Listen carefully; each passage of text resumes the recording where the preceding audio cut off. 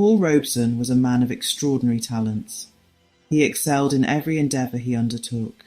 As a scholar, he was a shining light, demonstrating a keen intellect and a thirst for knowledge. On the athletic field, he was a force of nature, his physical prowess matched only by his strategic mind. But it was in the arts that his star truly shone.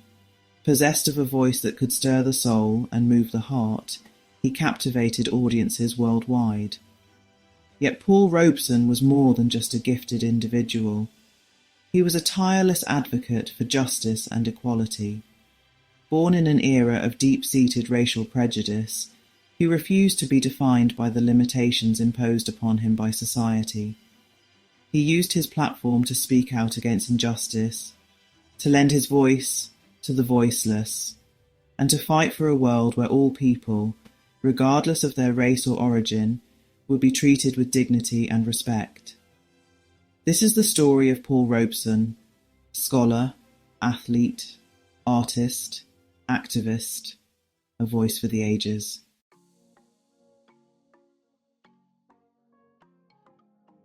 Paul Leroy Robeson was born on 9th of April 1898 in Princeton, New Jersey, to a lineage marked by resilience and determination. His father, William Drew Robeson, was a former slave who escaped to freedom and became a minister. His mother, Maria Louisa Bustill, came from a distinguished Quaker family of mixed ancestry.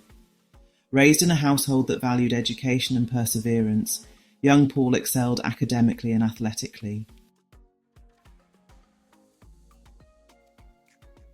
William Drew Robeson, a man who had tasted the bitter fruit of slavery and emerged with his spirit unbroken, instilled in his children the importance of faith and perseverance.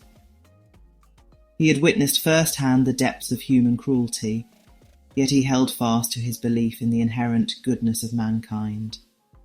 Maria Louisa Bustill, Paul's mother, was a woman of quiet strength and unwavering moral conviction. Descended from a line of prominent Quakers, she carried within her the legacy of generations who'd fought tirelessly for social justice. Maria was the great-granddaughter of Cyrus Bustill, a baker who supplied bread to George Washington's army during the Revolutionary War and founded a mutual aid society for blacks in the 18th century. These influences shaped Paul Robeson's commitment to social justice. Sunday mornings found the Robeson family gathered in the warm embrace of the church, their voices raised in hymns of praise and supplication. It was here, within the hallowed halls of their place of worship, that Paul began to develop his extraordinary voice, a voice that would one day shake the rafters of concert halls and challenge the conscience of a nation.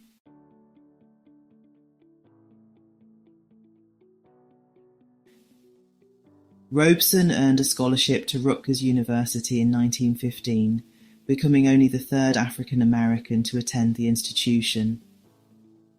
Despite the racism he faced, he was a brilliant student and exceptional athlete. He was a star football player and a member of the Phi Beta Kappa Honor Society. He graduated as class valedictorian in 1919. Later, he pursued law at Columbia University, supporting himself by playing professional football and performing in theatrical productions. Robeson's extraordinary talents as a singer and actor led him away from law and into the performing arts. He gained international fame in the 1920s and 1930s for his deep, resonant baritone and commanding stage presence. During the 1920s and 1930s, Paul Robeson established himself as a groundbreaking performer on the British stage and screen, which would prove crucial to his later artistic and political development.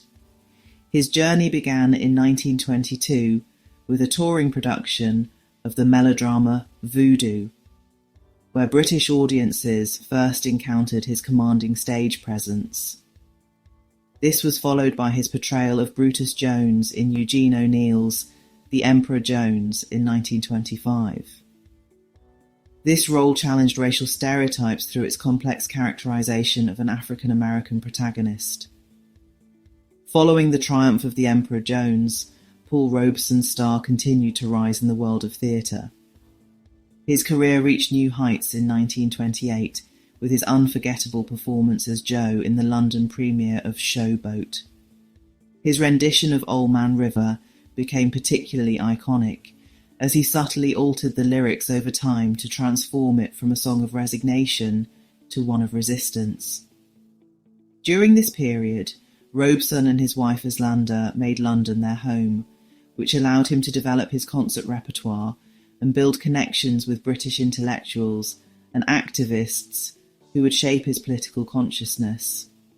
Perhaps most significantly, this time in London allowed Robeson to tackle one of theatre's most demanding roles, Shakespeare's Othello. This 1930 production marked the first of 3 times he would play the Moor of Venice, each interpretation growing deeper as his understanding of racial politics evolved. His success in this role helped challenge the long-standing tradition of performing Othello in blackface and open doors for future generations of black classical actors. The mid-1930s saw Robeson transition into film, appearing in Sanders of the River, 1935, and the screen adaptation of Show Boat, 1936. However, his experience with Sanders of the River proved particularly enlightening. While he had hoped the film would present a dignified portrayal of Africa, he was disappointed to see how the final edit reinforced colonial stereotypes. This realization would strengthen his commitment to using his artistic platform for explicit political purposes in the years that followed. Robeson's political activities began with his involvement with unemployed workers and anti-imperialist students in Britain, and it continued with his support for the Republican cause during the Spanish Civil War and his involvement in the Council on African Affairs. As a singer, Robeson's rendition of Old Man River from Show Boat became iconic. His concerts featured spirituals and folk songs from various cultures, reflecting his deep commitment to social justice. He travelled extensively, using his platform to advocate for civil rights, labour movements, and anti-colonial struggles worldwide. Robeson also embraced international solidarity, building connections between African American civil rights and worldwide liberation movements. His travels and relationships with global leaders reinforced his conviction that the struggle for freedom was not confined to any one nation, but was instead a universal fight against oppression.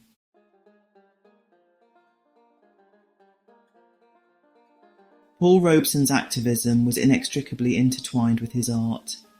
He saw art as a powerful tool for social change, amplifying the voices of the marginalised.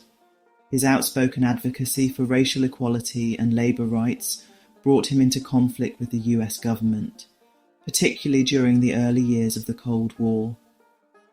He embraced international solidarity, believing the fight for equality was a global one. Despite the risks, Robeson refused to be silenced, using his voice as a weapon against injustice. He was invited to the Paris Peace Congress on the 20th of April 1949, where he made a speech that was taken out of context and marked him as a communist sympathiser. French transcripts of the speech obtained by Robeson's biographer, Martin Duberman, indicate that Robeson said, "We in America do not forget that it is on the backs of the poor whites of Europe, and on the backs of millions of black people the wealth of America has been acquired. And we are resolved that it shall be distributed in an equitable manner among all of our children, and we don't want any hysterical stupidity about our participating in a war against anybody, no matter whom. We are determined to fight for peace. We do not wish to fight the Soviet Union."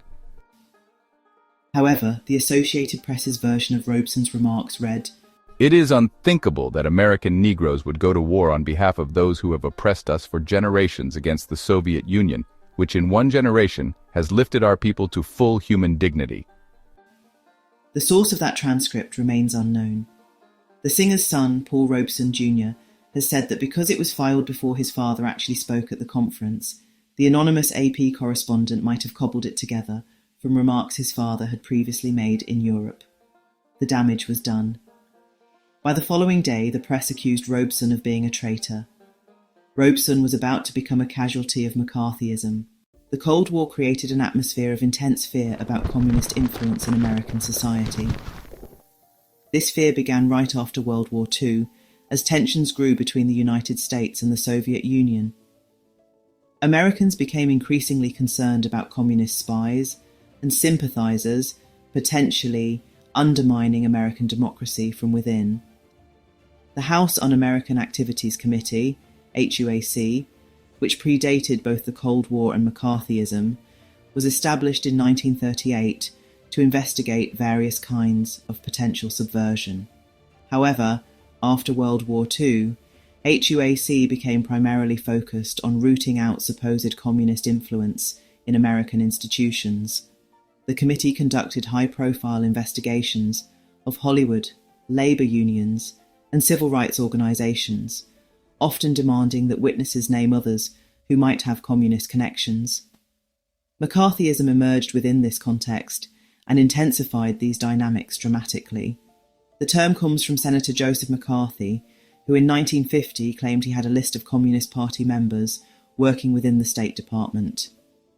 While McCarthy himself focused mainly on supposed communist infiltration of the government, the term McCarthyism came to represent the broader pattern of accusations, investigations, and blacklisting that characterised the era.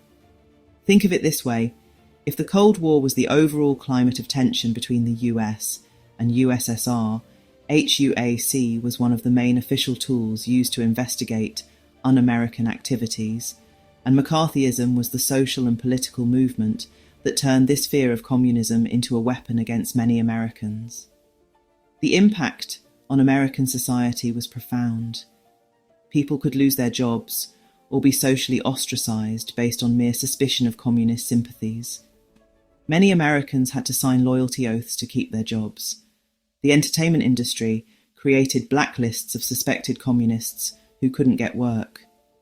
Civil rights leaders like Paul Robeson faced intense persecution because their advocacy for racial equality was often conflated with communist sympathies.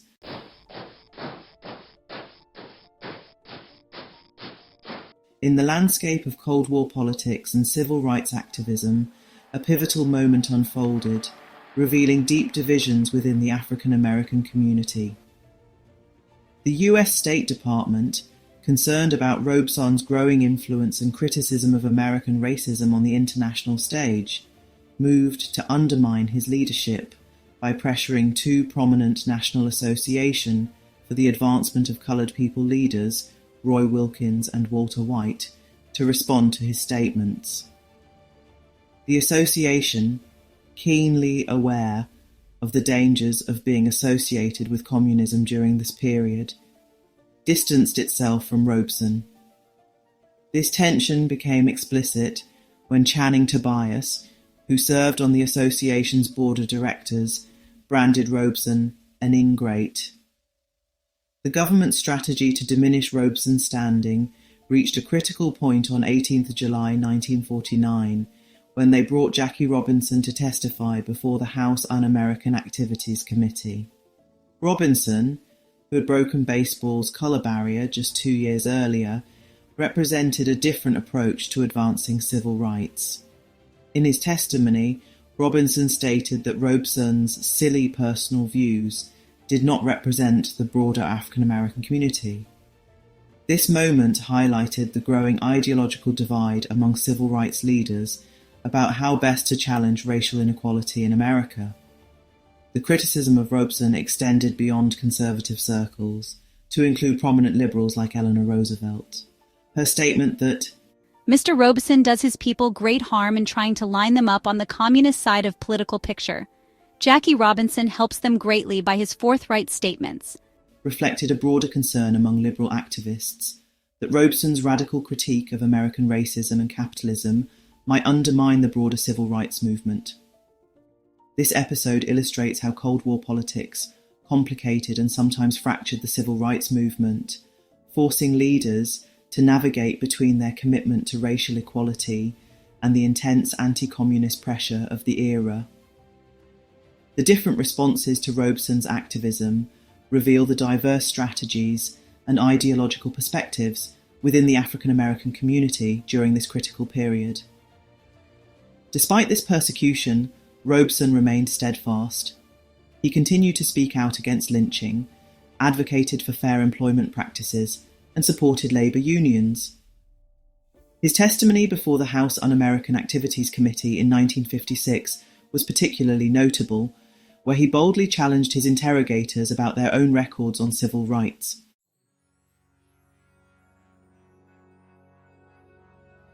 Accused of being a communist sympathiser, Robeson was blacklisted by the entertainment industry and his concerts were cancelled. His yearly income dropped from more than $150,000 to less than $3,000, and he was effectively silenced in the mainstream media.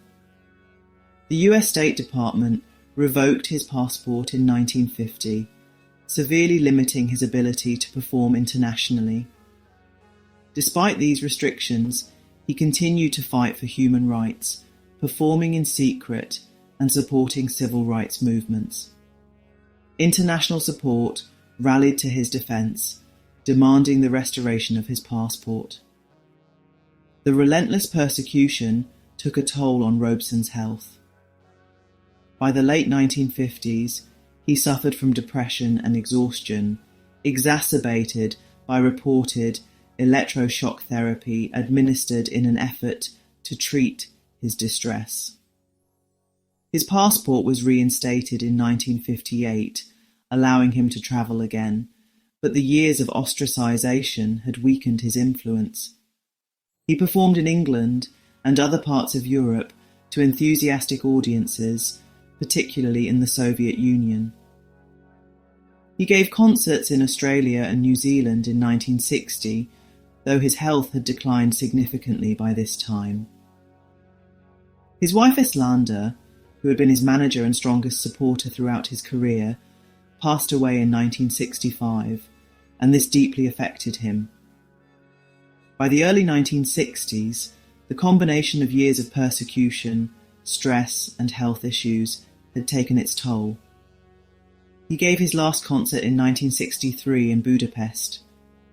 Robeson spent his later years in relative seclusion, residing in Philadelphia with his sister. His public appearances became rare, and he withdrew from active political engagement. On the 23rd of January 1976, he passed away at the age of 77.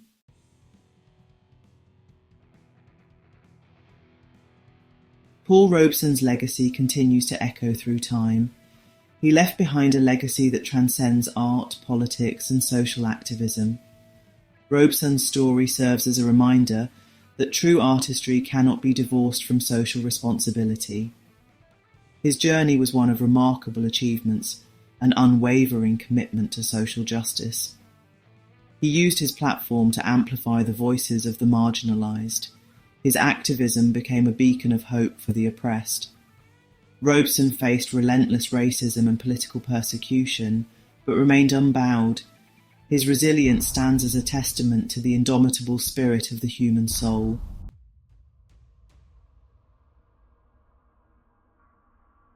The impact of Robeson's civil rights work rippled through subsequent generations of activists. His insistence on connecting domestic civil rights with international human rights influenced leaders like Malcolm X and Martin Luther King Jr. His use of culture as a tool for social change inspired artists and activists who followed. Though vilified in his lifetime for his political beliefs, history has since recognised him as a hero who fought tirelessly against oppression and injustice.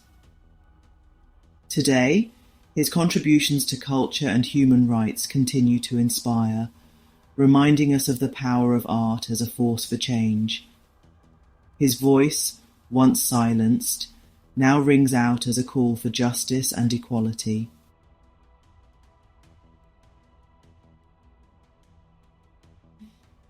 Thank you for watching. If you enjoyed this video or learned something new, hit the like button and comment below. If you are new here, consider subscribing to the channel.